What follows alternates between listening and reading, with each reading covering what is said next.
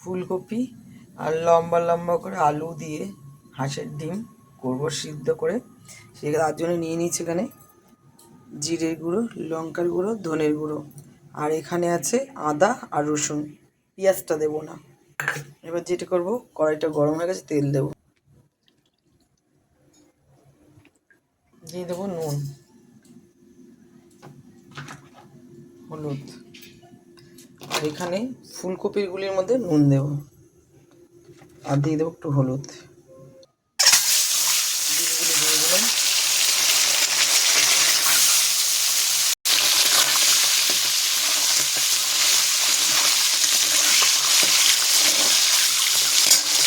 ডিমগুলো আমি বেশি ভাজবো না, তুলে নেবো ডিমগুলো।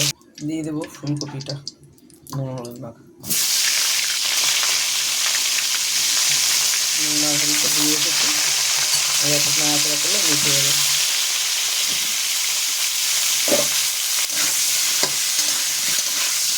এটা ভাজতে ভাজতে মশলাটা, আমি গুঁড়ো মশলা দিলেও তাকে তুলে বা মিক্সিতে পেস্ট করে নিই। এটা ভাজতে ভাজতে আমি এটা ঢাকা দিয়ে দেবো। ফুলকপিটা এবার আমি তুলে নেবো, এটা আর বেশি ভাজবো না। আর এখানে আমার মশলাটা বাটা হয়ে গেছে, দিয়ে দেবো আর একটু তেল। আর এখানে আমি ফুলকপি আর ডিমকে ভেজে রেখে দিয়েছি। আমার দেবো তেজপাতা, জিরে,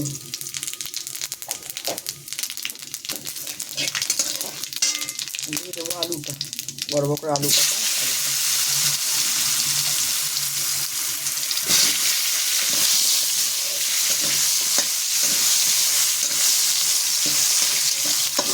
আলুটাও বেশি ভাজবো না, মিডিয়াম ভাজবো।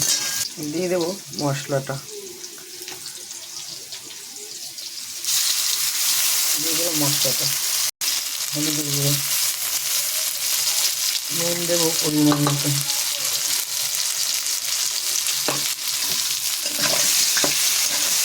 দিয়ে দেবো ছেলে দিচ্ছি জল।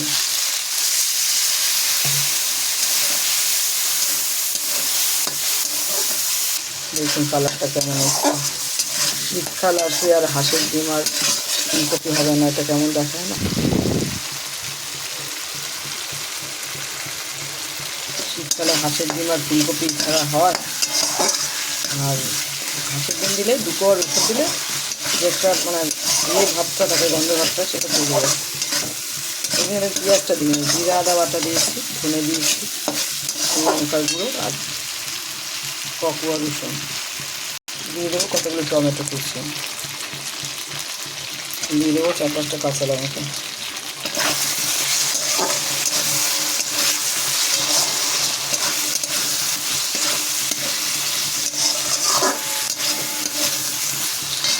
দিয়ে দেবো আমি ডিম আর ফুলকপিটা।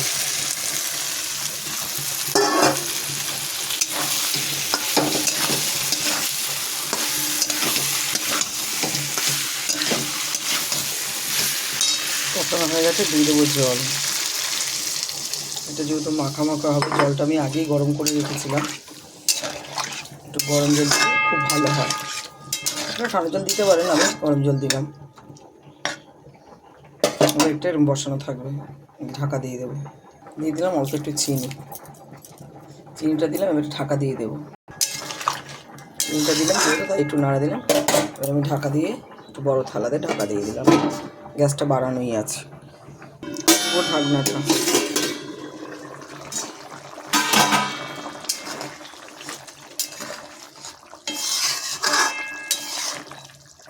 দিয়ে দেবো, এর মধ্যে ধনে পাতা,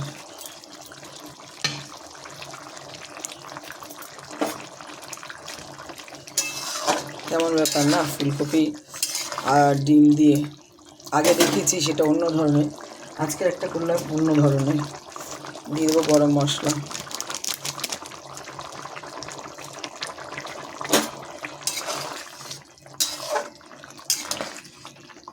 একটু ফুটলেই নামিয়ে নেবো। তরকারিটা গ্যাসটা অফ করে দিলাম, নামিয়ে নেব। দেখুন কেমন লাগছে, ফুলকপি দিয়ে হাঁসের ডিম। আমি এর আগে অমলেট করাও দেখিয়েছি, আরও হাঁসের ডিম সিদ্ধ করেও দেখেছি ফুলকপি দিয়ে, সেটা অন্য ধরনের। আজকে একটা অন্য ধরনের করেছি। আর খুব খেতে এইভাবে করলে খুব সুস্বাদু লাগবে। অবশ্যই আপনারা বানিয়ে খাবেন, দেখবেন খুব ভালো লাগবে। আর ভিডিওটি ভালো লাগলে লাইক করবেন, কমেন্ট করবেন, শেয়ার করবেন।